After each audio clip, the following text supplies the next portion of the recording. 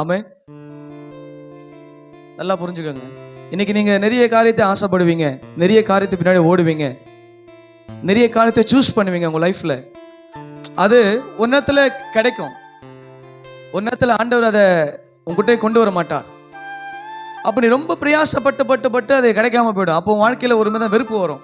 ஏன் ஆண்டவர் இது எனக்கு கொடுக்கல, ஏன் ஆண்டவர் இது எனக்கு செய்யல, ஏன் ஆண்டவர்கிட்ட நான் இதெல்லாம் பெற முடியல அப்படின்னு சொல்லும் போது ஒரு வெறுப்பு ஒன்று வரும். ஆனா நீ எதிர்பார்த்த காரியம் ஒரு இடத்துல வேற மாதிரி மாறி நடக்கும். ஒருவேளை நீ ஒரு பையனை விரும்பலாம், இல்லை ஒரு பொண்ணை விரும்பலாம், அது உனக்கு கிடைக்காம போகும். ஒரு நேரத்தில் அந்த பையனோட நிலைமை உனக்கு தெரிய வரும், இவன் எப்படிப்பட்டவன். ஏன்னா இப்ப வெளியே பார்த்து யாரையும் நம்ப முடியலையே. வெளியே பார்த்தா பசுத்தவன் தான். ஆமென். வெளியே பார்த்தா பசுத்தவன் தான், இந்த பக்கம் பார்த்தா பசுத்த வாட்டி தான். வெளியே பார்த்தா அப்படிதான் தெரியுது.